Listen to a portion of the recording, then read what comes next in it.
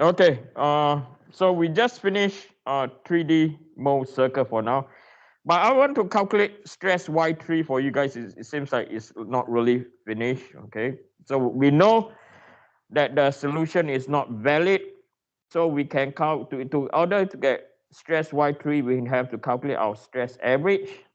So our stress average is equal to minus 92.816 divided by 2. Okay. So this will be equal to minus 98.816 divided by 2 is equal to 46.408 minus 46.408 megapascal. Okay, so that value that we have calculated is basically the distance from here to here. So this is your 46.408. Okay. Then to get your stress Y3 value is equal to minus 46.408 plus, okay, plus by 40 divided by tangent 2 times by alpha, which is 29.7. Okay, as I said, this is equal to alpha. Okay, so our value, so 40 divided by tangent twice times 29.7, close bracket, minus 46.408 plus by is minus 22.752.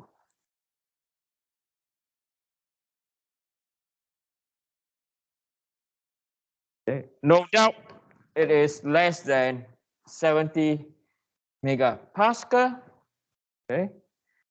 I mean, yeah, the shear is less than 75, but this solution is invalid.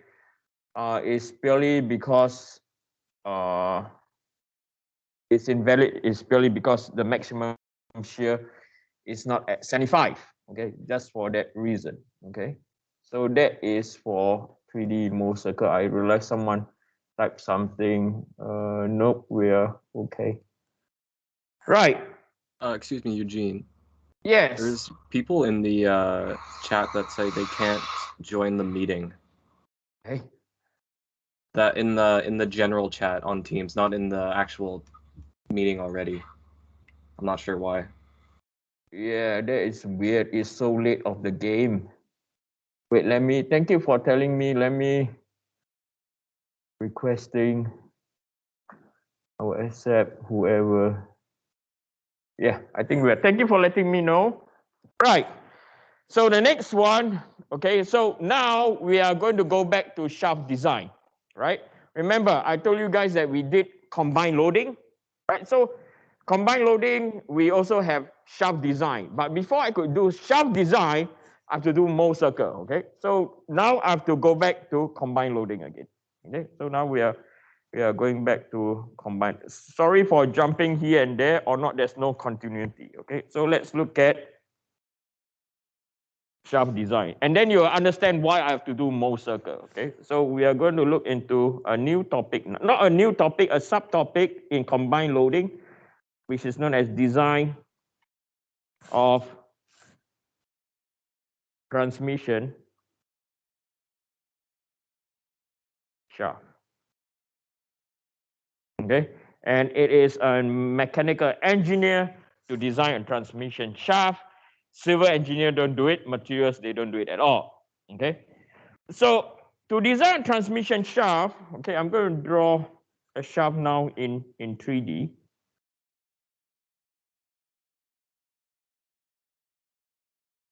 Okay, so this is our shaft. And I'm going to sketch our axis.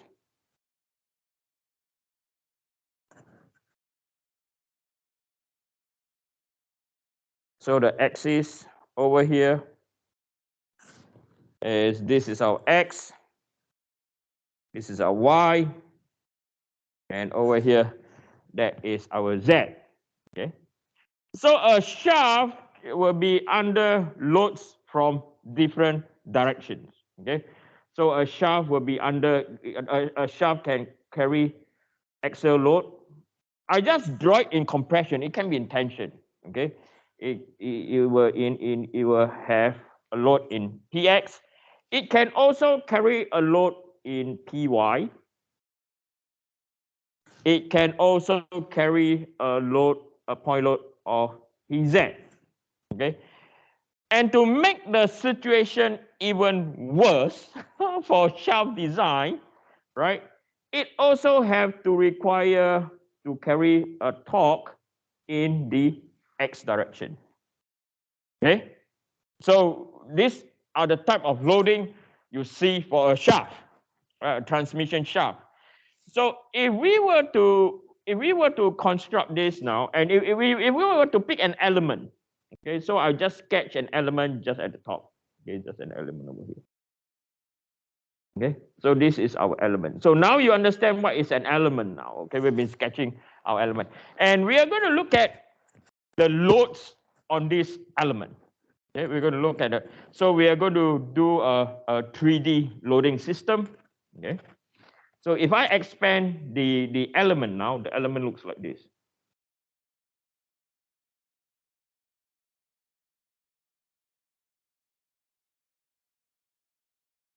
Okay, so this is our element. So we are aware that the element is under what? Is under axial load. So we're going to see a normal stress in the x direction. Okay. And the normal stress in x direction is contributed by what? So if I'm going to write this out, so stress x, right? Stress x is going to be under px over a, all right, plus or minus my over iyy multiplied by z plus or minus mz over izz multiplied by y. Okay, so when I say plus minus, don't worry about all this. It depends on how your forces are applied. So this is the general form. Okay, and we know. Okay, so based on this formula, right? Based on this formula, we know that we have a general distribution looking like this. Okay, so if this is our normal stress, this is not Mohr circle now. Okay. Okay, so this is our normal stress in the x direction, right? So this is our, it can be either our y or z distance, right? It can be either our y or z. We will have a distribution that look like this. This is just a sketch. Okay, this is just a sketch. We have a distribution looking like this. Okay, as I said, this is just a sketch.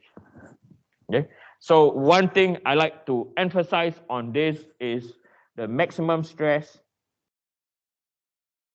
is furthest. Okay, I can't spell furthest anymore. F-U-R-T-H or E-S-T. Furthest.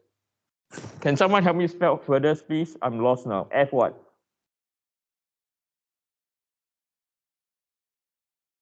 Don't worry, I'll check this out. Furthest away. Wait, someone is helping me down here. Thank you. All of a sudden, I just freeze out and I can't spell, which is embarrassing. Okay. Wait, let me check the spelling. F-U-R-T-H-E-S. F-U-R-T-H-E-S. C. Correct. Okay. Further. Thank you. Furthest away from the centroid.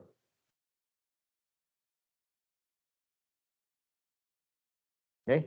Then we also have shear, right? We have shear acting in this direction. Okay, so acting in this direction, we also have our shear. So the shear over here, so this is the shear. Okay, so the intersecting plane is x.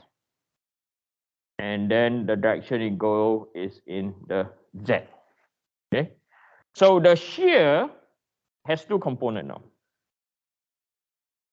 The shear xz is equal to Tx R over J, right? Tx R over J. So the first term is for the what? For the torque. Again, plus or minus Vy over Izz Qz divided by T plus or minus Vz over Iyy Qy over T.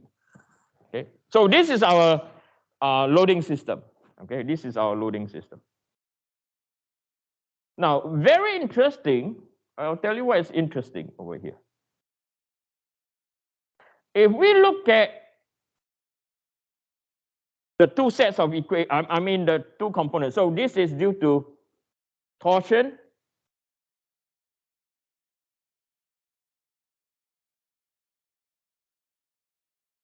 Right? Over here, this is due to shear force.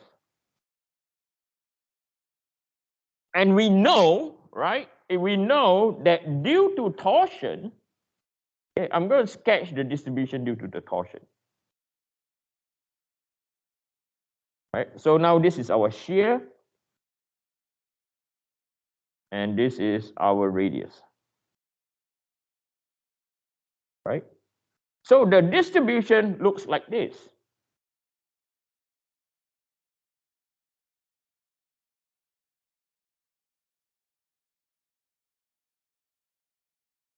Right? The distribution looks like this. Hold on, let me flip this over. So this form, right, is your shear stress. Okay, xz is equal to Txr over J. Right? The bigger your radius, the higher the what? The value. Then if we were to sketch the other one due to the shear force,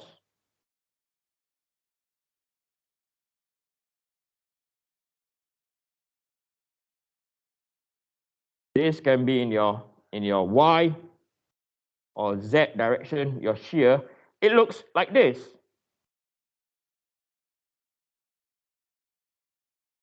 Where tau max is at the what? At the centroid. Okay. So for this case, the formula is shear xz is equal to Vy over Izz Qz divided by T plus or minus Vz over Izz Iyy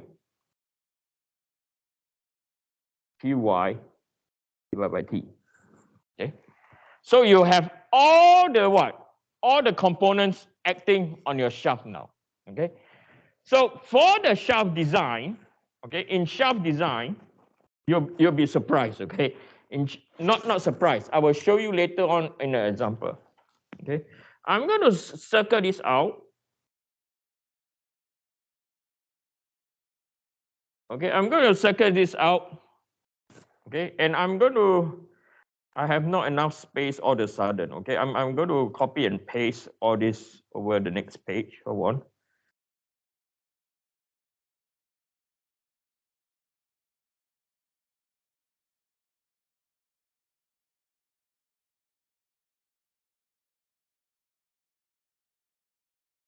Okay. So I'm going to write this out. Okay. So in general,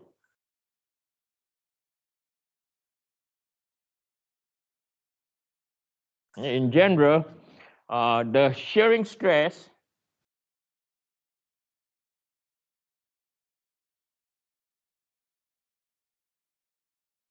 generated by the shear flow or by the shear force, for our case, Vy and Vz, okay, is ignored or are ignored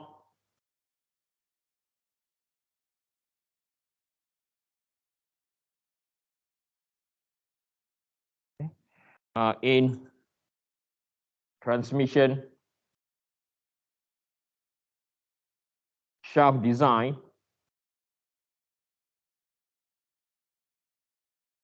okay, transmission shaft design due to small amplitude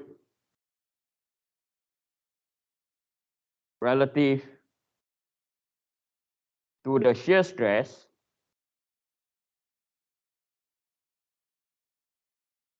induced by the torque. So what it's trying to say that the shear stress induced by the torque, which is our Tx, is so much